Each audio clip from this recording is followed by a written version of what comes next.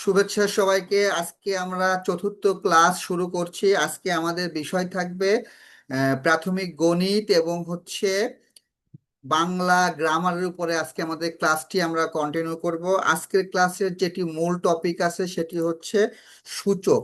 এই সূচকটা কি সেটা আমরা জানবো, জানার চেষ্টা করব। তার আগে তোমরা প্রত্যেকে তোমাদের খাতা কলম বের করে ফেলো, যে সূচক কি সেটা আমরা একদম ক্লিয়ার ধারণা নিয়ে নেব। কারো কোনো প্রশ্ন থাকলে আমাকে হাত তুলবে, অযথা হাত তোলার দরকার নেই। কারো কোনো প্রশ্ন থাকলে তবেই হাত তুলে আমাকে জানালে আমি তার কথাটি শুনবো।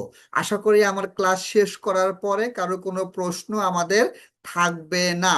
সো আমরা এখন যে কাজটি করব সেটি হচ্ছে, সূচক বের করতে গেলে আমাদের যে কাজটি প্রথমে করতে হয়, যে মনে করো যে 2, 4, 6, 8 এটা একটা নাম্বার। হ্যাঁ, এ- এগুলোকে যখন আমরা মৌলিক উৎপাদকে আমরা বের করতে চাই, মৌলিক উৎপাদক মৌলিক সংখ্যা মানে আমরা কি জানি, ক্লাস 5-এ পড়ে এসেছি যে 2, 3, 5, 7, 11 এগুলো সব মৌলিক সংখ্যা। অর্থাৎ যদি আমরা 2কে মৌলিক সংখ্যায় গুণ করতে চাই তাহলে হবে 2। 2 হচ্ছে মৌলিক সংখ্যা। এই 2 মানে কি, 2 এর পাওয়ার হচ্ছে 1, মানে 2 আসে হচ্ছে একবার। আচ্ছা, 4 মানে কি, 4 মানে হচ্ছে 2 গুণ 2, মানে 2 আসে কয়বার, 2 আসে 2 বার, তার মানে 2 এর স্কোয়ার, 2 এর স্কোয়ার। আচ্ছা, 6, 6 মানে আমরা কি বলতে পারি, 6 মানে বলতে পারি হচ্ছে 2 গুণ 3। এইটা মানে কি, এইটা মানে হচ্ছে 2 আসে একবার, আবার 3ও আসে হচ্ছে একবার।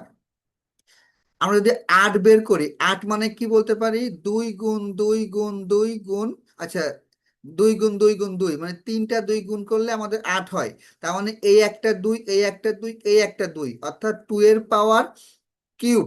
আমরা যদি 16কে ভাঙি তাহলে কত হবে, 2 গুণ 2 গুণ 2 গুণ 2, অর্থাৎ 2 আছে এখানে 4টা।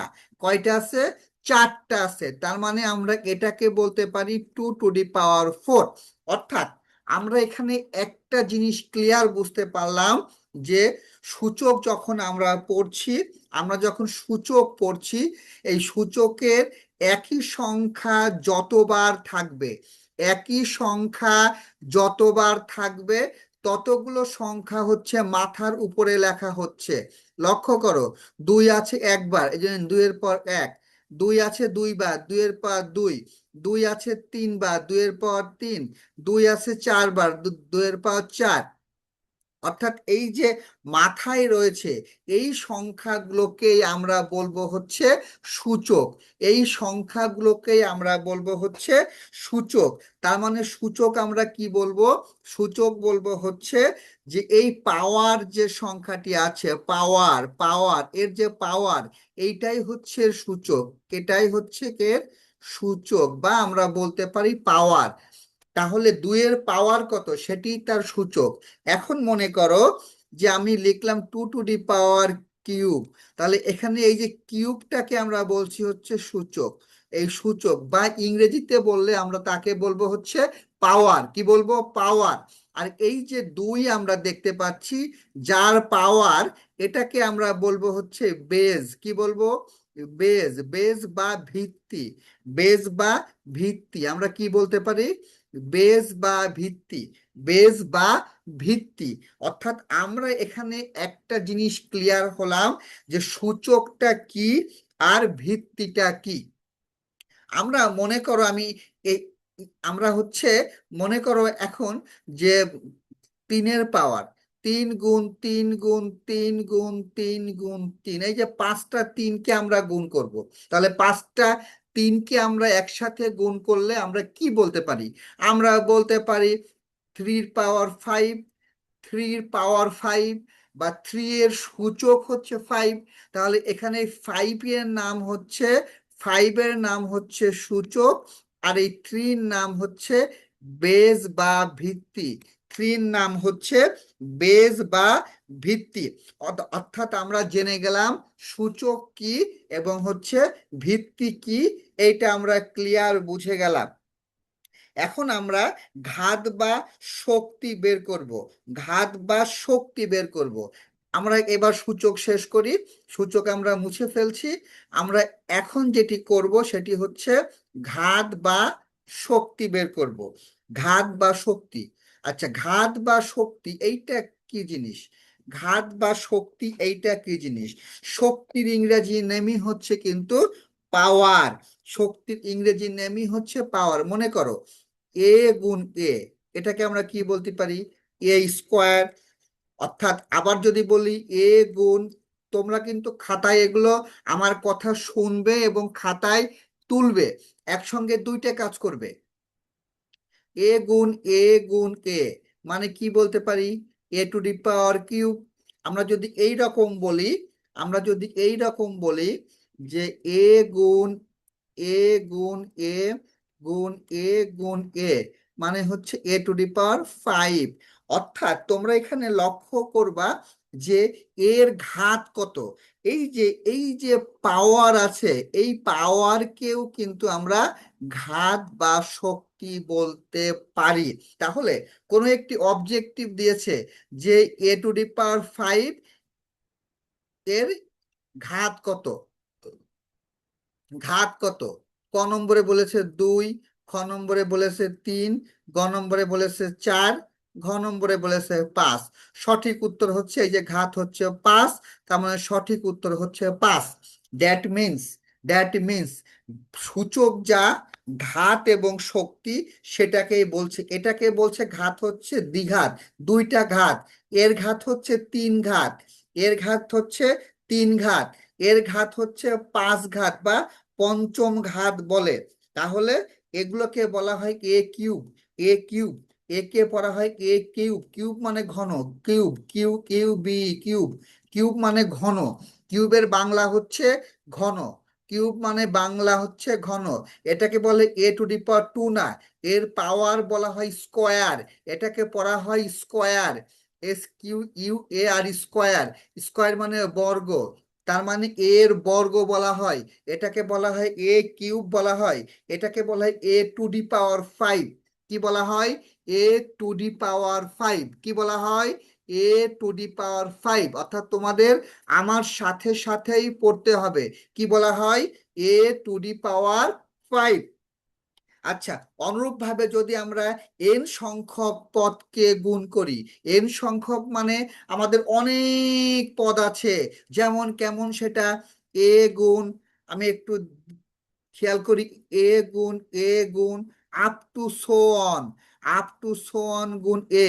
এই যে ডট ডট দিয়েছি, এই ডট ডটের নাম হচ্ছে আপ টু সো অন। লিখে রাখো খাতায়, এই ডট ডটের নাম হচ্ছে আপ টু সো অন। অর্থাৎ টু বি কন্টিনিউ, চলবে, এটা শেষ নেই। এটা এই যে এন সংখ্যক পর্যন্ত, এন সংখ্যক পর্যন্ত যে আমরা গুণ করেছি, এটাকে বলে হচ্ছে এর N two the power n মানে কি? এ টু দি পাওয়ার এন মানে কি? এন সংখ্যক বার গুণ করা। অর্থাৎ আমরা যদি বলি যে এ টু দি পাওয়ার 4 মানে কি? একে 4 বার গুণ করা। তাহলে এ টু দি পাওয়ার এন মানে কি? একে এন পর্যন্ত গুণ করা বা এন বার গুণ করা। সো এতটুকু ক্লিয়ার? এতটুকু ক্লিয়ার কিনা আমরা দু একজনের কাছ থেকে একটু শুনবো যে কারুর কোনো প্রবলেম আছে কিনা। আমরা শুনবো। নাফিস হাত তুলেছো অনেক আগে। নাফিস, নাফিস। আসসালামু আলাইকুম স্যার। ওয়ালাইকুম আসসালাম। কোনো সমস্যা আছে সোনা? স্যার অনেক সুন্দর করে বুঝতে পেরেছি। Okay, thank you. আয়েশা মনি, আয়েশা মনি। আমার একটু সমস্যা আছে। আয়েশা মনি। স্যার আমাকে আনমিউট করেছেন আদিল। হ্যাঁ, বলো কি সমস্যা? স্যার এখন এইমাত্র যেটা বুঝিয়েছেন স্যার, এ কে এন পর্যন্ত, স্যার এটা একটু সমস্যা আছে স্যার। আচ্ছা, ঠিক আছে। আহ, শিবলি, শিবলি। স্যার আমি বুঝতে পেরেছি sir. Okay, thank you. Zahurul Islam, Zahirul Islam. বুঝতে পেরেছি, থ্যাংক ইউ। ওকে।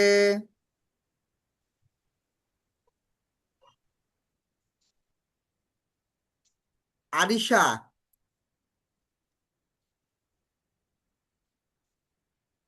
আরিশা,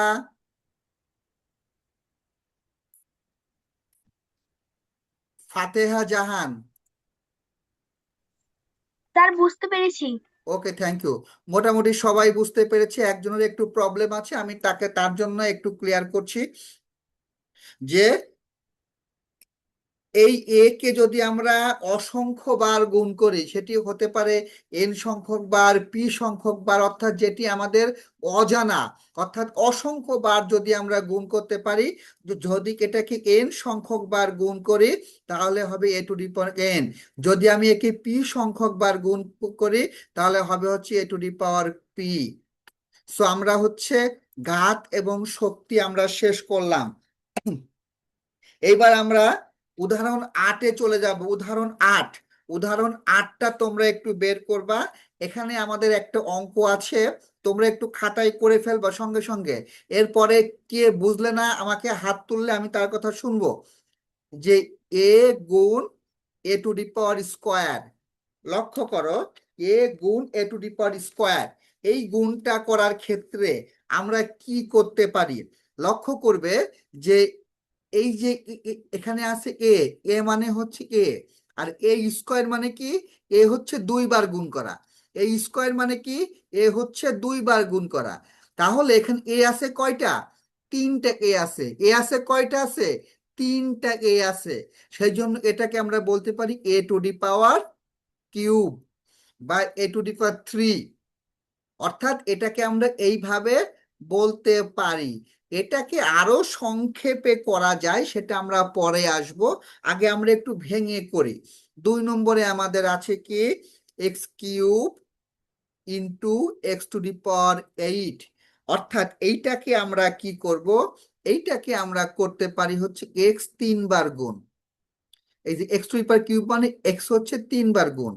এর পরে আসো, যে এই জায়গায় আছে এক্স টু দি পাওয়ার 8 মানে হচ্ছে এক্স হচ্ছে 8 বার গুণ। 2, 3, 4, 5, 6, 7, 8।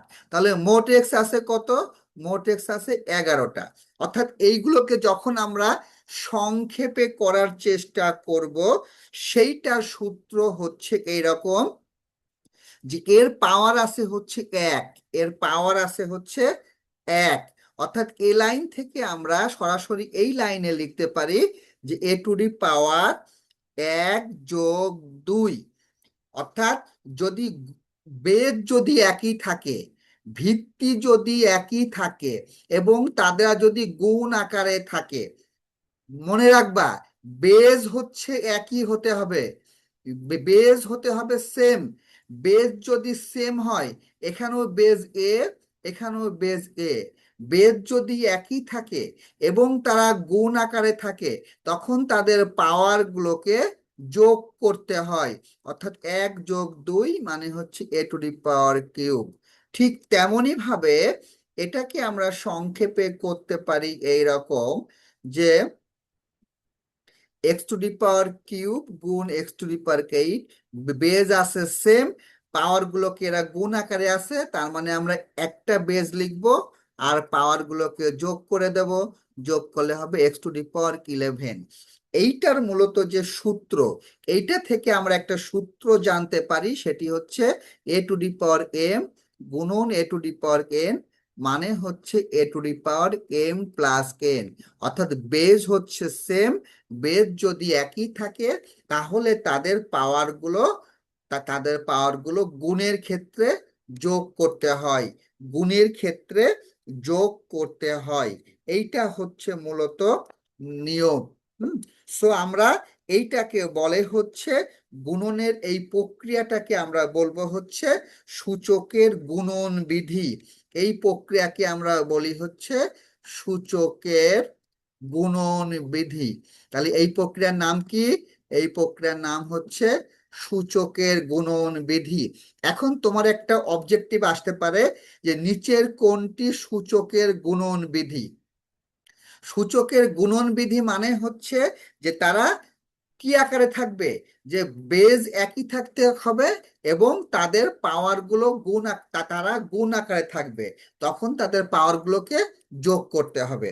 এইটাকে আমরা বলবো সূচকের গুণন বিধি। এখন তোমাদের আমি একটা কাজ দিচ্ছি, তোমরা তোমাদের খাতায় করে ফেলো। তোমরা তোমাদের খাতায় এটা করবে। সেটি হচ্ছে, তোমরা তোমাদের খাতায় এটা করো, করে আমাকে কমেন্টে জানাবা x⁻7 গুণ x⁻11 গুণ করলে আমাদের কত আসে। তোমরা হচ্ছে এটা কমেন্টে আমাকে জানাবা করে, এটা কমেন্টে আমাকে জানাও যে গুণ করলে কত আসে। কমেন্টে এইটা করো। দেন আরেকটা দিচ্ছি তোমাদের, এইটা করো। আমরা এই গুণটা শিখতে পারলে অনেক কিছু শিখে ফেলবো। গুণটা শিখতে পারলে আমরা অনেক কিছু শিখে ফেলবো। a⁻³ গুণ a⁻² গুণ a। 3 নম্বরে আছে হচ্ছে p⁻5 গুণ p⁻6। 4 নম্বরে আছে হচ্ছে a⁻1 গুণ a⁻a। এটা গুণ করলে এই চারটা তোমরা করো। চারটা করে আমাকে কমেন্টে জানাবে যে তোমাদের করা শেষ।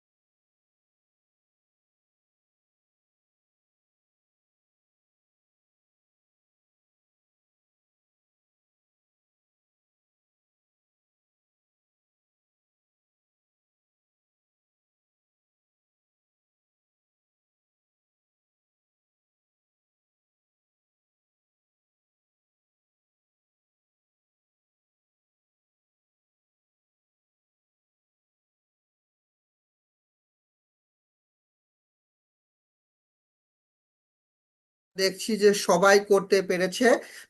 যারা করতে পেরেছে সবাইকে আমি অসংখ্য ধন্যবাদ দিচ্ছি। সবাই, আমি দেখলাম যে সবাই এটা করেছে। খুব সহজ। এটার ক্ষেত্রে যারা করতে পারেনি শুধু তাদের জন্য আমি বলছি যে বেজ আছে সেম, খেয়াল করো যে বেজ আছে হচ্ছে সেম।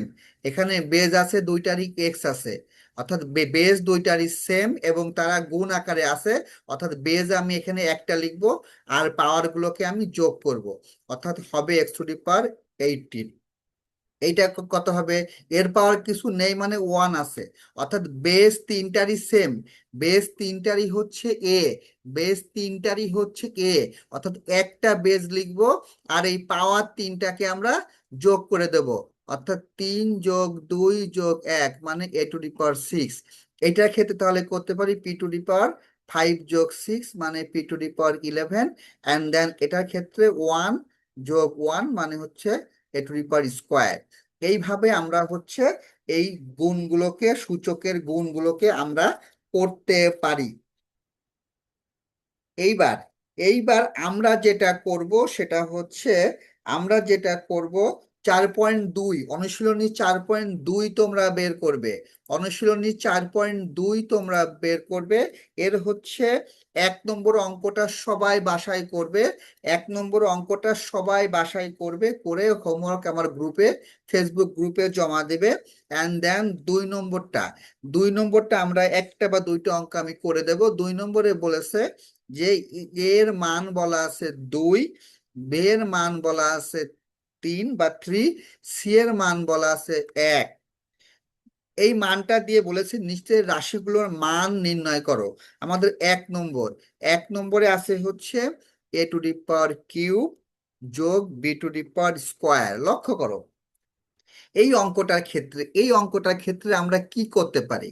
আমরা প্রথমে যে কাজটি করব তা হচ্ছে এর মান কত আছে 2, অর্থাৎ এর জায়গায় আমরা 2 বসাবো।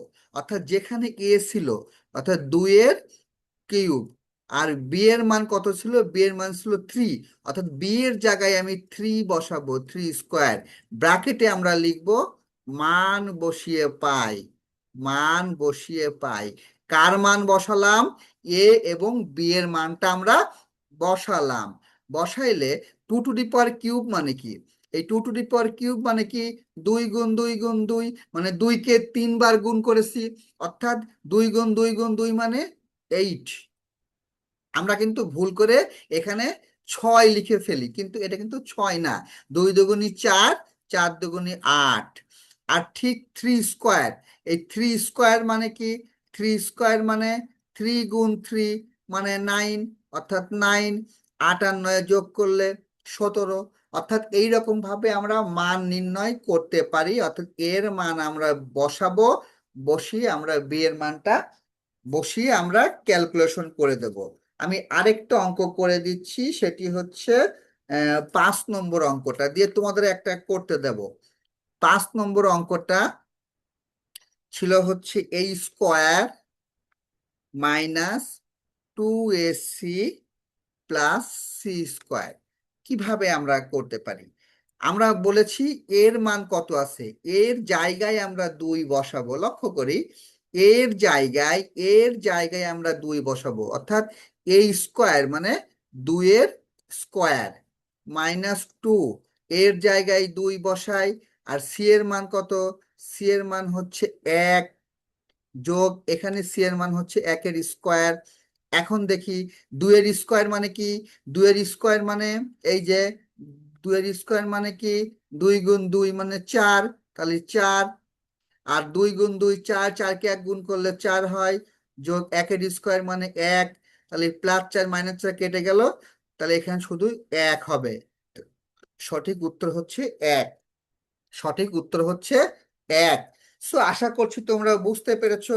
তোমাদের জন্য আমি একটা এখন কাজ দিচ্ছি। কাজটা হচ্ছে কাজটা হচ্ছে 2 নম্বরটা তোমরা একটু করে আমাকে বলো উত্তর কত। 2 নম্বরটা করো, করে বলো আমাকে উত্তর কত। যে বি কিউ প্লাস সি কিউবের এর মান বের করো, বি কিউ প্লাস সি কিউবের এর মান বের করো। B cube plus C cube, B cube plus C কিউবের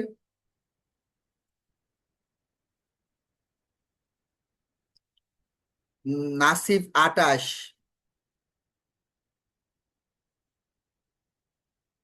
এ নাইন হচ্ছে রাইদ 28, ঈশা 28, হ্যাপি দত্ত 28, আনিশা, বিজয়, শোভন, নুসরাত, প্রাপ্তি, অধশ্রী, আয়শামণি, তাসফিয়া, সারা, শিবলি, সবাই করতে পেরেছো। সবার উত্তর সঠিক হয়েছে 28। আমরা একটু চেক দিয়ে নিই কিভাবে করলাম, আমরা একটু চেক দিয়ে নিই কিভাবে করলাম। বি এর মান আমাদের কত ছিল, বি এর মান ছিল হচ্ছে 3, 3 এর কিউব যোগ সি এর মান ছিল 1, 1 এর কিউব, অর্থাৎ 3 এর কিউব মানে কি, 3 এর কিউব মানে 3 গুণ 3 গুণ 3 মানে 3 3 কে 9, 3 নং 27, 27 যোগ 1 এর কিউব, এই যে 1 এর কিউব মানে কি 1 গুণ 1 গুণ 1 মানে 3টা 1 গুণ করলে একই হয়। সো 27 যোগ 1 মানে হচ্ছে 28। সো এইভাবে আমরা করতে পারবো। এখন যে বুঝতে পারোনি সে একটু হ্যান্ড রাইজ করো, যে বুঝতে পারোনি সে একটু হ্যান্ড রাইজ করো, আমি একটু তার কথা শুনবো সে বুঝতে পেরেছে কিনা। নাফিজ হাত তুলেছো, নাফিজ, নাফিজ। স্যার বুঝতে পেরেছি। আচ্ছা ঠিক আছে, থ্যাংক ইউ। সামিয়া তাসনিম, সামিয়া তাসনিম। জি স্যার বুঝতে পেরেছি। Okay, thank you. মুসান্দ, কি, মুসনাদ,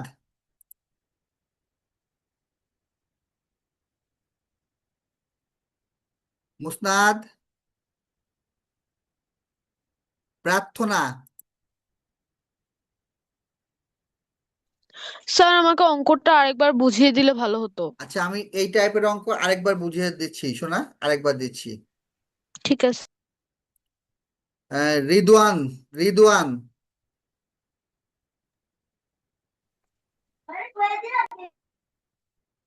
রিদওয়ান। আচ্ছা, আমি আরেকবার বুঝিয়ে দিচ্ছি, আমি আরেকটা অঙ্ক বুঝিয়ে দিচ্ছি, তাহলে বুঝতে সুবিধা হবে। মনে করো আমি অন্য একটা অঙ্ক আমি উম, এখানে প্র্যাকটিস করব। মনে করো যে এর মান হচ্ছে 2, বি এর মান হচ্ছে 3, সি এর মান হচ্ছে 4। এখন বলল যে a³ প্লাস b² - c, এইটার মান কত। আমরা কি করব, আমাদের উদ্দেশ্য হচ্ছে এর মান কত আছে, 2। তাহলে এ যেখানে আছে সেখানে আমরা 2 বসাবো, অর্থাৎ 2 এর এই যে কিউব, এর জায়গায় আমরা 2 বসালাম। প্লাস বি এর মান ছিল কত, 3 ছিল, অর্থাৎ বি এর জায়গায় আমরা 3 বসাবো, তাহলে বি এর মান 3, আর এই স্কোয়ার ছিল স্কোয়ার। আর মাইনাস সি এর মান কত আছে, 4, তাহলে সি এর জায়গায় আমরা এখানে 4 বসাবো। অর্থাৎ কি দাঁড়ালো, দাঁড়ালো হচ্ছে 2 এর কিউব মানে কি, 2 এর কিউব মানে কি, 2 গুণ 2 গুণ 2 মানে কি 8। তার মানে এটা হবে হচ্ছে 8, প্লাস 3², 3² মানে কি, 3 গুণ 3 মানে কি 9, এখানে হবে 9, মাইনাস এটা হচ্ছে 4। তাহলে 8 আর 9 17 বিয়োগ 4 মানে হচ্ছে 13। আহ, শোভন, শোভনের কি সমস্যা, শোভন। স্যার, হ্যাঁ, স্যার আমি তো হাত তুলি নাই তো স্যার। আচ্ছা, ওকে, থ্যাংক ইউ।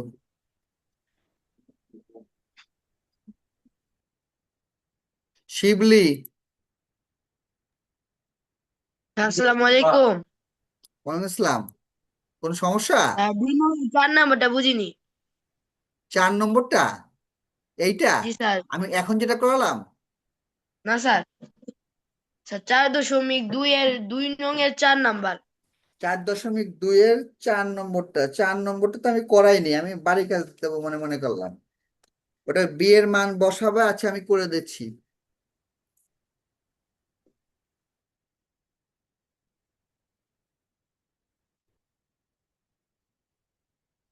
খেয়াল করো, আমি 4 নম্বরটা করে দিচ্ছি। আমাদের 2 এর 4 নম্বরটা আমাদের কি আছে, প্রথমে দেয়া আছে, লিখে ফেলো সবাই। a = 2, b = 3, c = 1। 4 নম্বরে আমাদের কি বলেছে, b², 2ab, a²। তাহলে বি এর মান কত, বি এর মান হচ্ছে 3, তাহলে বি এর মান হচ্ছে 3 বসাই, 3² মাইনাস 2ab, এই যে 2ab, এই 2ab মানে কি 2 গুণ a গুণ b, 2ab মানে 2 গুণ a গুণ b, তাহলে 2 গুণ এর মান কত, এর মান হচ্ছে 2, বি এর মান কত, বি এর মান হচ্ছে 3, যোগ এর মান কত, এর মান হচ্ছে 2², ব্র্যাকেটে লিখবো হচ্ছে মান বসিয়ে পাই।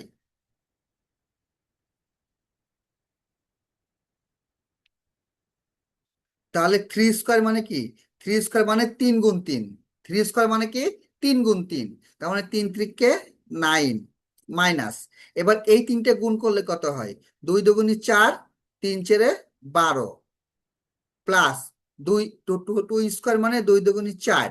এখন লক্ষ্য করো যে 9-এর বাঁ দিকে কোনো চিহ্ন নাই, মনে করো 7, এই 7টা কি চিহ্নের মান, 7টা হচ্ছে প্লাস চিহ্নের মান, মানে ধনাত্মক মান, কারণ 7-এর বাঁ দিকে কোনো চিহ্ন নাই মানে প্লাস চিহ্ন ধরতে হবে, তার মানে এর বাঁ দিকে একটা প্লাস রয়েছে, অর্থাৎ এই প্লাস দুইটাকে আগে যোগ করব, তাহলে 9ও প্লাস 4ও প্লাস, 9 আর 4 যোগ করলে আমাদের আসবে হচ্ছে 13, 9 আর 4 যোগ করলে আমাদের আসবে হচ্ছে 13, আর এই বিয়োগ এইবার হচ্ছে আমরা এখানে 12 লিখবো, তাহলে 9 প্লাস আর 4 প্লাস মানে 13 বিয়োগ 12 মানে হচ্ছে 1। এবার আশা করছি বোঝা গিয়েছে, হ্যাঁ।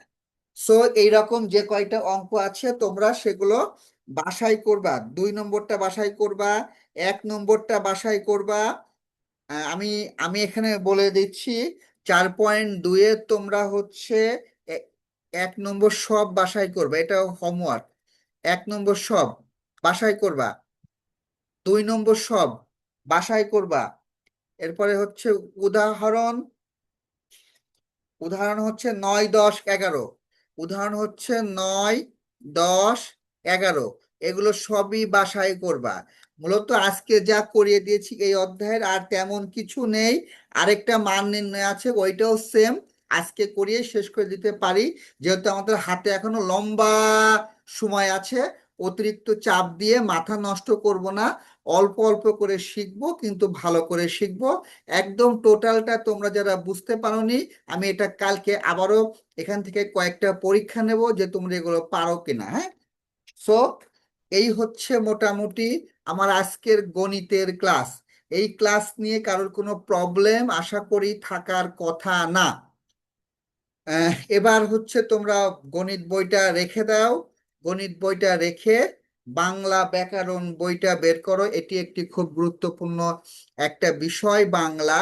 আমরা বাংলার একদম প্রথম অধ্যায়ে যে টপিকগুলো আছে সেই টপিকগুলো আজকে আলোচনা করব, তারপরে আগামী দিন থেকে আমি ভাব সম্প্রসারণ, সারাংশ, চিঠি এবং অন্যান্য যে আইটেমগুলো আছে সেগুলো হালকা পাতলা করে দেখানো শুরু করব, আমাদের অর্ধবার্ষিক পরীক্ষার আগেই আমরা চেষ্টা করব যে সেটি শেষ করতে। সো আমি গণিত ক্লাস শেষ করছি, আমরা চলে যাব এখন বাংলা ক্লাসে।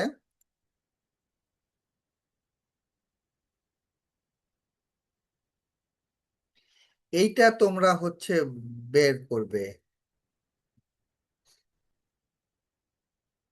এইটা তোমরা বের করবে। আমরা ব্যাকরণ অধ্যায়টা আমরা শুরু করব, আমরা ব্যাকরণ অধ্যায়টা আমরা শুরু করব। তোমরা তোমাদের বইয়ের এখানে বের করো ভাষা ও বাংলা ভাষা, এই জায়গাটা তোমরা বের করো। আমরা প্রথমেই দেখব হচ্ছে ভাষা। ভাষা কি? ভাষা বলতে আমরা কি বুঝি? ভাষা হচ্ছে আমাদের আবেগ প্রকাশ করার একটা মাধ্যম, অনুভূতি প্রকাশ করার একটা মাধ্যম, হিংসা, বিদ্বেষ, ভালো লাগা, ঘৃণা, ক্ষোভ প্রকাশ করার একটা মাধ্যম, অর্থাৎ আমি আরেকজনের সাথে কি উপায়ে যোগাযোগ করতে পারি তার একটা মাধ্যম হচ্ছে ভাষা। তাহলে ভাষা এই ব্যবহারের জন্য আমাদের কি কি লাগে? ভাষা ব্যবহারের জন্য আমাদের লাগে স্নায়ুতন্ত্র লাগে, মস্তিষ্ক লাগে, এবং অন্যান্য প্রত্যঙ্গ যেভাবে তৈরি হয়েছে তার আমরা দেখতে পারি। দেখো, আমি যখন কথা বলছি, আমি তোমাদেরকে পড়াচ্ছি, আমার কথা তোমরা রিসিভ করছো, আমি এই যে হাতের ব্যবহার করছি, অর্থাৎ ভাষা মানে আমি যেটা বলছি সেটা বলার জন্য আমার শরীরের বিভিন্ন অঙ্গ প্রত্যঙ্গ কিন্তু কাজ করছে। ভাষাকে মূলত আমরা দুইটা ভাগে ভাগ করতে পারি, একটাকে আমরা বলবো হচ্ছে মৌখিক ভাষা, আরেকটাকে বলবো হচ্ছে আমরা লিখিত ভাষা। অর্থাৎ আমরা মুখে যেভাবে কথা বলি, মানুষের কাছে আমরা আমাদের যে টপিকগুলো তুলে ধরতে পারি, আমাদের মনের ভাব প্রকাশ করতে পারি, সেটা হচ্ছে মৌখিক ভাষা। এবং অনেক কিছু আমরা মুখে প্রকাশ করতে পারি না, তা আমাদের তখন কি করতে হয়? তখন আমাদেরকে তখন লিখে দিতে হয়। ওই তখন যে আমরা মুখে না বলে লিখে দিই, সেটাকে আমরা বলবো হচ্ছে লৈখিক ভাষা বা লিখিত ভাষা। তাহলে ভাষা হচ্ছে দুই প্রকার, একটা হচ্ছে মৌখিক ভাষা, আরেকটা হচ্ছে লিখিত ভাষা। মৌখিক ভাষা আর লিখিত ভাষা। আমরা এবার আসবো ভাষার উপাদান। ভাষার উপাদান আসলে কয়টি? উপাদান মানে কি? অর্থাৎ ভাষা বলতে গেলে বা লিখতে গেলে আমাদের কি কি টার্ম লাগে, সেই টার্মগুলো কি কি হতে পারে? ভাষা লিখতে গেলে বা বলতে গেলে আমাদের প্রথমে লাগে হচ্ছে ধ্বনি লাগে বা বর্ণ লাগে। ধ্বনি বা বর্ণ ব্যতীত আমরা কিন্তু ভাষার কোনো কাজ করতে পারবো না। আমাদের ধ্বনি বা বর্ণ লাগে, আমাদের শব্দ লাগে। আমাদের ধ্বনি বা বর্ণ থেকে আমরা শব্দ পাবো। অর্থাৎ আমরা প্রথমে পাবো হচ্ছে ধ্বনি বা বর্ণ, আমরা প্রথমে পাবো ধ্বনি বা বর্ণ, এরপরে আমরা পাবো হচ্ছে শব্দ, শব্দ পাবো। শব্দর পরে আমরা পাবো হচ্ছে বাক্য, বাক্যর পরে আমরা পাবো হচ্ছে বাক্যর পরে আমরা পাবো হচ্ছে বাগার্থ, বাগর্থ। হ্যাঁ, বাগর্থ। এই চারটা উপাদান, এই চারটা উপাদান থেকে মূলত আমাদের ভাষাটা আমরা পেয়ে থাকি।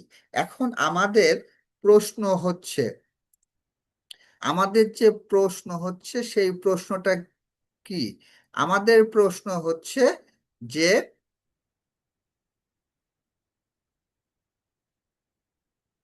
ভাষা আমরা কাকে বলবো আমরা জেনেছি, ভাষা আমরা কাকে বলবো আমরা জেনেছি। এই ভাষার যে চারটা উপাদান আছে, ধ্বনি বা বর্ণ, শব্দ, বাক্য এবং বাগার্থ। ধ্বনি বা বর্ণ, শব্দ, বাক্য এবং হচ্ছে বাগার্থ। সেটা আমরা কিভাবে দেখবো একটু আমরা দেখে নেব। খাতায় এগুলো একটু নোট করতে হয়। বাংলা কিন্তু অনেক কঠিন, বাংলা সহজ না। আমরা বাংলা পড়ি না, কিন্তু বাংলা কিন্তু অনেক কঠিন। হ্যাঁ, বাংলা অনেক কঠিন। সো বাংলা পড়তে গেলে বইয়ে দাগাতে হয় বা আমাদের করতে হয় কি, খাতায় লিখতে হয়, নোট করতে হয়, বাংলা নোট করে পড়তে হয়। আচ্ছা, ধ্বনি, ধ্বনি কি? বাতাসের আঘাতের ফলে ধ্বনি সৃষ্টি হয়। বাতাসের আঘাতের ফলে ধ্বনি সৃষ্টি হয়। ধ্বনি আর বর্ণ কিন্তু সেম না। সব ধ্বনি কিন্তু ভাষার ধ্বনি না। সব ধ্বনি ভাষার ধ্বনি না। কিছু কিছু ধ্বনি আছে যেগুলো কিন্তু ভাষার ধ্বনি না। আচ্ছা, এই যে ভাষায় তাকেই ধ্বনি হিসাবে গ্রহণ করা হয় যেগুলো বাকযন্ত্রের সাহায্যে তৈরি হয়। আমাদের যে বাকযন্ত্রটি রয়েছে, এই যে এই বাকযন্ত্রের সাহায্যে, মুখের যে বাকযন্ত্র আছে, এই বাকযন্ত্রের সাহায্যে কিন্তু আমাদের ধ্বনিটা তৈরি হয়। আচ্ছা, সেটি কিরকম? যেমন আমরা যদি বলি যে পশু পাখির ডাক, কিংবা এই পশু পাখির ডাককে আমরা বলি হচ্ছে আওয়াজ। ভাষার একটা ধ্বনির স্থলে আরেকটা ধ্বনি বদলে দিলে নতুন অর্থবোধক শব্দ তৈরি হয়। অর্থাৎ আমি এমন একটা ধ্বনি উচ্চারণ করলাম যে ধ্বনি দিয়ে আমাদের ভিন্ন অর্থ প্রকাশ করতে পারে। যেমন মনে করো হচ্ছে কাল, কাল। এখানে ক ধ্বনি বদলিয়ে যদি আমি খ ধ্বনি বলি, তখন কি হবে? খাল। তাহলে কাল দিয়ে একটা শব্দ তৈরি হচ্ছে।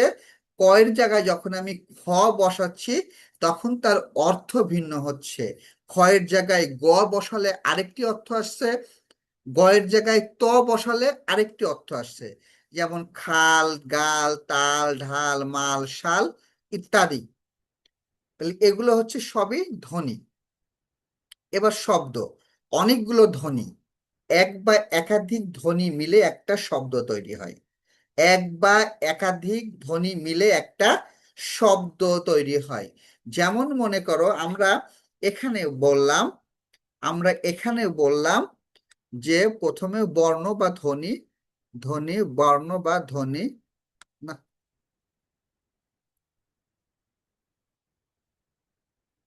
বর্ণ, এরপরে হচ্ছে বর্ণ বা ধ্বনি, এরপরে হচ্ছে শব্দ। তাহলে অনেকগুলো বর্ণ মিলে বা একাধিক বর্ণ মিলে একটা শব্দ তৈরি হবে, একটা শব্দ তৈরি হবে। আবার অনেকগুলো শব্দ, একটা শব্দ বা একের অধিক শব্দ মিলে বাক্য তৈরি হবে। মনে রাখতে হবে, বাক্য তৈরি করলেই হবে না, তা হতে হবে অর্থপূর্ণ। বাক্য তৈরি করলেই হবে না, তা হতে হবে অর্থপূর্ণ। যদি বাক্যটা অর্থপূর্ণ না হয় তবে কিন্তু সেটি বাক্য না। যেমন মনে করো, এখানে একটি উদাহরণ দেওয়া আছে যে মানুষ, এই যে মানুষ, এখানে মোট 5টা ধ্বনি আছে। কি কি? মানুষ, ময়াকার, এখানে 2টা ধ্বনি আছে, ম যোগ আ, মা। আর হচ্ছে নুস, এখানে 2টা ধ্বনি আছে, ন যোগ হস্যু, এই যে নুস। আর এখানে আছে মূর্ধন্য স, এখানে আছে তালব্য স ব্রাকেটে মূর্ধন্য স। অর্থাৎ এই মূর্ধন্য স কিন্তু ধ্বনি না, এই মূর্ধন্য স কিন্তু ধ্বনি না, এটা হচ্ছে বর্ণ। তাহলে মূর্ধন্য স কিন্তু ধ্বনি না, এটা হচ্ছে বর্ণ। এইটা কিন্তু আমাদের অবজেক্টিভের জন্য ইম্পর্টেন্ট, অবজেক্টিভের জন্য এটা ইম্পর্টেন্ট। সো মূর্ধন্য শকে কিন্তু আমরা ধ্বনি বলতে পারবো না, এটা কিন্তু একটা বর্ণ। আবার যখন আমরা বাক্য বলবো, আমরা বাক্যর ক্ষেত্রে কি বললাম, যে এক বা একাধিক শব্দ মিলে, এক বা একাধিক শব্দ মিলে একটা বাক্য তৈরি হবে। এবং বাক্যের যে উপাদান হচ্ছে, ভাষার 3য় উপাদান হচ্ছে বাক্য। প্রথমে হচ্ছে ধ্বনি বা বর্ণ, তারপরে শব্দ, দেন 3 নম্বরে আসে হচ্ছে বাক্য। তাহলে এই বাক্য বলতে বাচনকে বোঝায়, যা হচ্ছে মনের ভাব প্রকাশ করে এবং সেটা অর্থপূর্ণ হতে হয়। যেমন আমি যদি বলি পাখিরা নদীতে সাঁতার কাটে, পাখিরা নদীতে সাঁতার কাটে, এটি একটি বাক্য, তবে সেটি অর্থপূর্ণ বাক্য নয়, তবে সেটি অর্থপূর্ণ বাক্য নয়, বিধায় এটি কোনো বাক্য নয়। এই বাক্যর জন্য 2জন মানুষের সম্পর্ক লাগে, একটা হচ্ছে বক্তা এবং একটা হচ্ছে শ্রোতা। যিনি কথা বলেন, আজকে আমি কথা বলছি, আমি হচ্ছে বক্তা, তোমরা যারা শুনছো তোমরা হচ্ছে শ্রোতা। অর্থাৎ এই 2 পক্ষের মধ্যে যদি কোনো ঘাটতি থাকে তখন কিন্তু বক্তা তার মনের ভাব প্রকাশ করতে পারে না। অর্থাৎ আমি এখানে কথা বলছি, আর তোমরা যদি চ্যাট বক্সে চ্যাটিং করে যাও, তোমরা যদি চ্যাট বক্সে চ্যাটিং করে যাও, তাহলে কিন্তু আমাদের মনের ভাব আমরা শেয়ার করতে পারলাম না। সো এখানে কিন্তু কোনো বাক্য তৈরি হলো না, মনের ভাবও আমি প্রকাশ করতে পারলাম না। এরপরে আমাদের আসবে হচ্ছে বাগার্থ। বাগার্থ বলতে আমরা কি বুঝি? অভিধানে শব্দের অর্থ থাকে, কিন্তু সেই শব্দ যখন বিশেষ পরিবেশে ব্যবহার করা হয় তার অর্থ বদলে যায়। যেমন আমরা শব্দের সাহায্যে যে বাক্য তৈরি করি তার অর্থ বাক্যে গিয়ে পরিবর্তিত হতে পারে। যেমন পোড়া একটি শব্দ, পোড়া হচ্ছে একটা শব্দ, এর অর্থ হচ্ছে দগ্ধ হওয়া, আগুনে তার খড়ের ঘর পুড়ে গেছে, এটার একটা মিনিং। শব্দটি দিয়ে যখন বাক্য তৈরি করে বলা হলো আমার মন পুড়ছে, এই মন পুরা কি আগুনে পুড়ছে? এই মন কিন্তু আগুনে পুড়ছে না। অর্থাৎ এখানে পোড়া মানে কিন্তু দগ্ধ হওয়া না। অর্থাৎ একটা শব্দ, পোড়া একটা শব্দ, এই শব্দটা যখন বাক্যের মধ্যে বসবে, বসে সেই শব্দের অর্থের ভিন্নতা আসতে পারে। অর্থাৎ একটা শব্দ যখন বাক্যের মধ্যে বসবে, বসলে সেই শব্দ দিয়ে বাক্যের যেমন অর্থের পরিবর্তন ঘটায়, সেই বাক্যের মধ্যে ওই শব্দেরও অর্থের পরিবর্তন ঘটায়। সো ভাষার শব্দ এবং বাক্যের এসব অর্থের আলোচনায় হচ্ছে বাগার্থ। এবার আমরা আসি হচ্ছে ভাষা। ভাষা কি? ভাষা হচ্ছে, আমরা যেমন আমাদের মুখের ভাষা আছে, আমাদের ইশারা করে আমরা কথা বলি, সেটাও এক ধরনের ভাষা। ট্রাফিক পুলিশের একটা ভাষা আছে, গণিতের একটা ভাষা আছে, ইংরেজির একটা ভাষা আছে, ভাষা অনেক রকম আসে। হ্যাঁ, আমরা মুখ এবং চেহারার অঙ্গভঙ্গি পরিবর্তন করে আমরা একটা ভাষা বলতে পারি। অনেকে কান ধরে গেলে করে, এটা এক ধরনের ভাষা। অর্থাৎ বিভিন্ন রকমের ভাষা হতে পারে, সেই ভাষাগুলো প্রকাশভঙ্গি কেমন তার উপরে ডিপেন্ড করবে। এবার আমরা আসবো হচ্ছে মাতৃভাষা ও বাংলা ভাষা। মাতৃভাষা মানে কি? মাতৃভাষা মানে হচ্ছে মায়ের ভাষা। এই মায়ের ভাষা মানে কি? আমার মা যে ভাষায় কথা বলেছে, আমার মা যে ভাষায় কথা বলেছে, আমার আদি পুরুষরা যে ভাষায় কথা বলেছে, আমার দেশের মানুষেরা যে ভাষায় কথা বলেছে, দ্যাট ইজ কল্ড অফ মায়ের ভাষা। অর্থাৎ আমরা জন্মগতভাবে যে ভাষাটি শিখি সেটি হচ্ছে আমাদের মায়ের ভাষা। আমি যদি আরো ভালো করে বলি, একটা শিশু তার মায়ের গর্ভ থেকে যখন পৃথিবীতে ভূমিষ্ঠ হয়, ভূমিষ্ঠ হওয়ার পরে সে যখন তার কথাগুলো শেখে, যে ভাষায় কথা বলে, সেটি হচ্ছে তার মায়ের ভাষা। যেমন আমাদের মাতৃভাষা হচ্ছে বাংলা, বা জাপানি শিশুর মাতৃভাষা কিন্তু জাপানি, ইংরেজি শিশুর মাতৃভাষা কিন্তু ইংরেজি, এবং আরবি শিশুর মাতৃভাষা কিন্তু আরবি। এবার আসি হচ্ছে উপভাষা। উপভাষা মানে হচ্ছে এক এক এলাকার মানুষের ভাষা, এক এক এলাকার মানুষের ভাষা। যেমন আমরা খুলনা এবং যশোর অঞ্চলের লোক, আমরা কথা বলি এইভাবে। একজন মানুষের দুটো সাওয়াল ছিল, একজন মানুষের দুটা সাওয়াল ছিল। এই যে আমরা সাওয়াল বলছি, বগুড়ার মানুষের বলছে একজনের দুই বেটা ছইল আসিল। রংপুরের লোক বলছে একজন মাইনষের দুই কণা বেটা আসিল। ঢাকার লোকে বলছে একজন মানুষের দুইটা পোলা আসিল। ময়মনসিংহ লোকের বলছে একজনের দুই পুত আসিল। সিলেটের লোক বলছে এক মানুষের দুই পোলা আসিল। চট্টগ্রামের লোক বলছে এইগুলো মানুষের দুই পোয়া আসিল। আর নোয়াখালীর লোক বলছে একজনের দুই হুত আসিল। অর্থাৎ এক এক অঞ্চলের যে এক এক ভাষা, এইটাই হচ্ছে উপভাষা। তাহলে উপভাষা কি? আঞ্চলিক ভাষা। অর্থাৎ যে অঞ্চলের যে ভাষা, সেটাই হচ্ছে উপভাষা। এবার আসি প্রমিত ভাষা। এই প্রমিত ভাষা কি? এই প্রমিত ভাষা হচ্ছে আমরা যে উপভাষা যে বললাম, এই উপভাষায় বললে, সিলেটের ভাষা বললে আমরা হয়তো পরিষ্কারভাবে সেই ভাষা বুঝতে পারবো না, কিন্তু আমাদের পাঠ্যপুস্তকে যে একটি ভাষা দেওয়া আছে, যেটা আমরা সারা দেশের মানুষ একভাবে পড়তে পারি, এইটাকেই বলি হচ্ছে আমরা প্রমিত ভাষা। অর্থাৎ আমাদের পাঠ্যপুস্তকে যে ভাষাটি ব্যবহার করা হয়, সংবাদপত্রে যে ভাষাটি ব্যবহার করা হয়, ইলেকট্রনিক্স মিডিয়ায় যে ভাষাটি ব্যবহার করা হয়, এগুলো সবই হচ্ছে প্রমিত ভাষা। কথ্য ভাষা। কথ্য ভাষা কিরকম?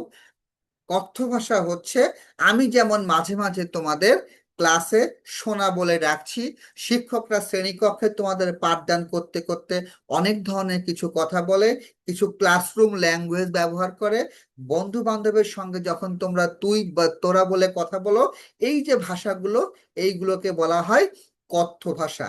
এই ভাষাগুলোকে বলা হয় কথ্য ভাষা। এবার আমরা শিখব সাধু ও চলিত ভাষা। সাধু এবং চলিত ভাষার দুইটা রূপ, একটা হচ্ছে সাধু ভাষা, একটা হচ্ছে চলিত ভাষা। অর্থাৎ মানুষ যে ভাষায় কথা বলে, সেই ভাষা লিখিত ভাষায় গ্রহণ করা হয় না। মানুষের মুখের ভাষা স্বাভাবিক ও স্বতঃস্ফূর্ত হলেও লিখিত ভাষা সেই তুলনায় আড়ষ্ট ও কৃত্রিম। বাংলা লিখিত ভাষা যখন উদ্ভাবিত হয়, তখন উদ্ভাবকরা সেভাবেই বাংলা গদ্যকে ভাষাকে তৈরি করেছিলেন। এই ভাষাই হচ্ছে সাধু ভাষা বা সাধুরীতি হিসাবে পরিচিত। অর্থাৎ বাংলা গদ্যে, বাংলা বইয়ে, বাংলা পাঠ্য বইয়ে যে ভাষাটি দেওয়া আছে, সেটি হচ্ছে সাধুরীতি। এবং অফিসিয়াল যে কাগজপত্রগুলো পাঠানো হয়, সেগুলো এখন চলিত ভাষায় পাঠানো হয়। আচ্ছা, এবার দেখি আমরা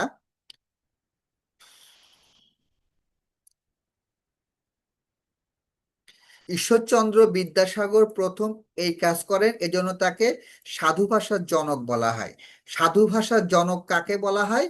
ঈশ্বরচন্দ্র বিদ্যাসাগরকে। তিনি একটি কথা লিখেছেন, দেখো, নদীতে স্নান করিবার সময় রাজদত্ত অঙ্গুরীয় শকুন্তলার অঞ্চল কোণ হইতে সলিলে পতিত হইয়াছিল। পতিত হইবা মাত্র এক অতি বৃহৎ রোহিত মৎস্যে গ্রাস করে। সেই মৎস্য কতিপয় দিবস পর এক ধীবরের জালে পতিত হইল। ধীবর খণ্ড খণ্ড বিক্রয় করিবার মানুষে ওই মৎস্যকে বহু অংশে বিভক্ত করিতে করিতে তদীয় উদর মধ্যে অঙ্গুরীয় দেখিতে পাইল। ওই অঙ্গুরীয় লইয়া পরম উল্লাসিত মনে সে এক মণিকারের আপনে বিক্রয় করিতে লাগিল। এইটাই হচ্ছে এইটাই হচ্ছে মূলত সাধু ভাষা। সাধু ভাষার তুলনায় চলিত ভাষা ও চলিত রীতি নবীন। সব ধরনের কৃত্রিমত লিখিত ভাষাকে মুক্ত করাই চলিত ভাষার সৃষ্টির প্রেরণা। অর্থাৎ কি বলছে? সাধু ভাষার তুলনায় চলিত ভাষা, চলিত রীতি হচ্ছে নবীন, তবে সব ধরনের কৃত্রিমতা থেকে লিখিত ভাষাকে মুক্ত করাই হচ্ছে চলিত ভাষার সৃষ্টির প্রেরণা। এই ভাষা জীবন ঘনিষ্ঠ, আমাদের প্রতিদিনের মুখের ভাষার কাছাকাছি। কোনো কল্পনা, কষ্ট কল্পনা এটি স্থান পায় না। এই ভাষার শব্দ সমূহ স্বভাবতই আমাদের পরিচিত। বাংলা প্রবাদ প্রবচন খুব সহজে এই ভাষায় ব্যবহার করা যায়। নিচে একটা চরিত্রিক উদাহরণ তুলে ধরা হলো। সাহিত্যের সহজ অর্থ যা বুঝি সে হচ্ছে নৈকট্য বা সম্মিলন। মানুষ মিলিত হয় নানা প্রয়োজনে, আবার মানুষ মিলিত হয় কেবল মেলারই জন্য, অর্থাৎ সাহিত্যেরই উদ্দেশ্যে। শাকসবজি ক্ষেতের সঙ্গে মানুষের যোগ ফসল ফলানোর যোগ। ফুলের বাগানের সঙ্গে যোগ সম্পূর্ণ পৃথক জাতের। সবজি ক্ষেতের শেষ উদ্দেশ্যে ক্ষেতের বাইরে, সে হচ্ছে ভোজ্য সংগ্রহ। ফুলের বাগানের যে উদ্দেশ্য তাকে এক হিসাবে সাহিত্য বলা যেতে পারে, অর্থাৎ মন তার সঙ্গে মিলতে চায়। যেখানে গিয়ে বসি সেখানে বেড়াই, সেখানকার সঙ্গে যোগে মন খুশি হয়। রবীন্দ্রনাথের সাহিত্যিক তাৎপর্য। অর্থাৎ এই অধ্যায়ে আমরা যতটুকু পড়ালাম, এর উপরে কালকে আমরা অবজেক্টিভ পরীক্ষা নেব। তোমরা সবাই এটি ভালো করে পড়ে রাখবা। এই অধ্যায়ের উপর আমরা অবজেক্টিভ আগামীকালকে পরীক্ষা নেব, এমসিকিউ পরীক্ষা নেব। অধ্যায়টি সবাই হচ্ছে কাভার করবা। এতটুকুই ছিল হচ্ছে আমার বাংলার ক্লাস। সো আমি আমার বাংলার ক্লাসটি আমি শেষ করলাম। বাংলার ক্লাসটি আমি শেষ করলাম।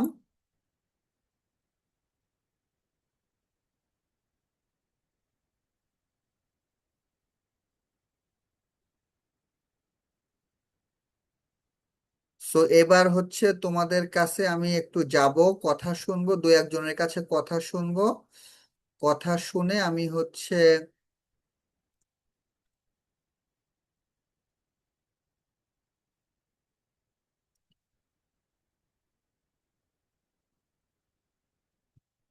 এই যারা ফোনে টাচ করছো তাদেরকে আমি রিমুভ করে দেবো কিন্তু।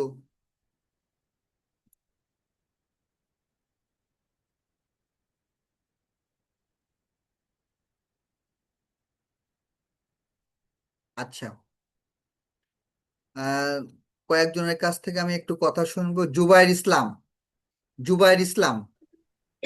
স্যার সূচকের গুণন বিধি কি?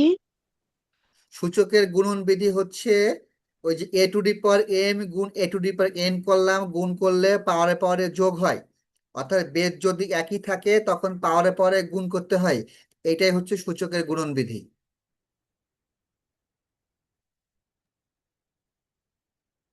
আয়শামণি, আয়শামণি, আয়শামণি, আয়শামণি, আনমিউট হয়ে কথা বলো। আনমিউট হয়ে ওই মাইকের উপর চাপ দাও, একটা একটা ঠোকা মারা মাইকের উপরে।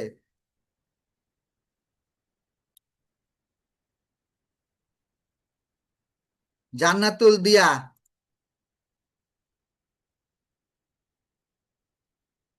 জান্নাতুল দিয়া। আর কোনো প্রবলেম নেই। কেমন আছো তুমি? জেরিন, জেরিন, স্যার কেমন আছেন? আমি ভালো আছি। পড়াশোনা কেমন চলছে? হ্যাঁ স্যার ভালো চলছে। আজকে স্যার ক্লাস আমি সম্পূর্ণ বুঝতে পেরেছো? হ্যাঁ আজকে অনেক ভালো করে বুঝতে পারছি। ওকে, থ্যাংক ইউ সোনা, thank you. Samia Tasnim,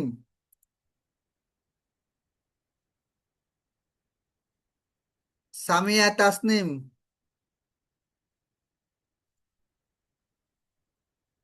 Fateha Jahan, Fateha Jahan. Sir আমাদের সমস্যার কারণে আমি ক্লাসটা ভালো করে করতে পারি না, আচ্ছা, এটা রেকর্ড দিয়ে রেকর্ডিংটা দেবো, আবার রেকর্ড দেওয়া দিয়ে যাবে? দেবো, তুমি হচ্ছে দেখে নিবা। হ্যাঁ, আমি রেকর্ড দিয়ে দেবো, তুমি দেখে নিবা। ঠিক আছে স্যার। নাফিস, আসসালামু আলাইকুম স্যার। ওয়ালাইকুম আসসালাম। নাফিস, বুঝতে পেরেছো? জি স্যার বুঝতে পেরেছি স্যার, একটা সমস্যা ছিল বলো। স্যার, শেষের দিকে আসে তো সবাই স্ক্রিন শেয়ার করতেছিল। হ্যাঁ, এটা আমি দেখলাম, আমি আগামী দিন ওটা লক করে দেবো, আমি বুঝতে পারিনি। প্রথম দিকে ক্লাসে ডিস্টার্ব হয়েছে এটা। এটা আমি এই যে অনেকে 3-4 জনে এই কাজটা করেছে, আমি বুঝতে পেরেছি। স্যার কালকে থেকে এটা দেখেন একটু। হ্যাঁ, ওইটা আমি অফ করে রাখবো। আদিব, আদিব, স্যার ক্লাসের মাঝে সবার শুধু স্ক্রিন শেয়ার করে স্যার কিছুই বুঝতে পারিনি এটার জন্য। আচ্ছা, ওইটা আমি আজকে আমি নিজেও বুঝতে পারিনি, আমি আগামী দিন ওটা হচ্ছে কখন করেছে আমি বুঝতে পারিনি, আমি এটা আগামী দিন লক করে দেবো। রেদওয়ান ইয়া নাফিসের নাসিব, কেটে দিব। কোনো সমস্যা নেই। ওকে, থ্যাংক ইউ সোনা। রাহুল, রাহিল, রাহিল, স্যার, রাহিল। হুম, বলো। স্যার আসসালামু আলাইকুম। ওয়ালাইকুম আসসালাম। গণিতের 1.3 কি করাই ফেলছিলেন? না না, এখনো করাইনি, করাবো, ওটা করাবো। স্যার ওইখানে আমার প্রবলেম ছিল। ওটা করাবো, আমি ওটা করাবো, তো ওই জায়গাতে আমি যাইনি এখনো, ওটা আমি করাবো। আয়শা সিদ্দিকা, স্যার আসসালামু আলাইকুম। ওয়ালাইকুম আসসালাম। স্যার আমি গণিতের 4.2 অনুশীলনীর 2 নাম্বারটা বুঝতে পারিনি। আচ্ছা, ওইটা আমি কালকে আবার করাবো শোনা। হ্যাঁ, আজকে আমি ভিডিও রেকর্ড দিয়ে দেবো, একটু দেখে নিবা, আর কালকে আমি আবার করাবো। আচ্ছা স্যার, ঠিক আছে।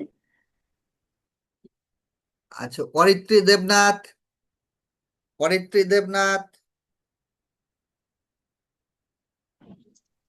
স্যার নমস্কার। নমস্কার, কেমন আছো? জি স্যার ভালো আছি, আপনি কেমন আছেন? আমিও ভালো আছি। বুঝতে পেরেছো সব? জি স্যার সব বুঝতে পেরেছি, কিন্তু স্যার কালকে থেকে সবাই যে যে সব স্ক্রিনশট করে রাখে, এটার জন্য আপনার পড়াগুলো বুঝতে পারি না, কালকে আচ্ছা, থেকে আমি এগুলো অফ আমি করে। আমি আজকে বুঝতে পারিনি, আমি কালকে এটা লক করে রাখবো, আমি খেয়াল করিনি এটা আজকে। Okay sir, thank you. Sheikh Nafis, Sheikh নাফিস,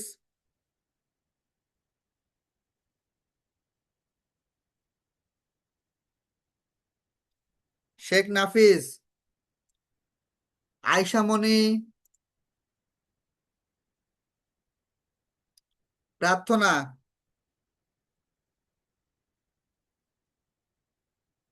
আসসালামু আলাইকুম স্যার। ওয়ালাইকুম আসসালাম। প্রার্থনা, স্যার আপনার সবগুলো পড়াই ঠিক মতো বুঝতে পেরেছি। Okay, thank you. Thank you. আর বাকি নেই কেউ যারা হাত তুলেছে।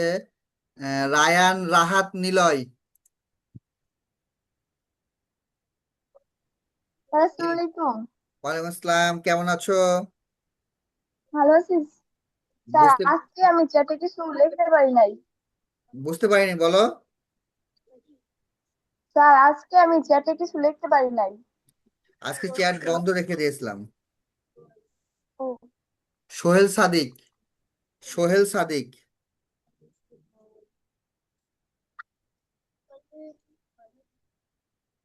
সোহেল সাদিক। স্যার হ্যাঁ, কি অবস্থা বলো? স্যার আলহামদুলিল্লাহ ভালো আছি। আচ্ছা, আজকের পড়াটা বুঝতে পেরেছো? জি স্যার। Okay, thank you. তো মোটামুটি সবার কথাই শোনা হয়েছে যারা হাত তুলেছো। সো আজকের মতো এখানে শেষ করছি। Thank you so much.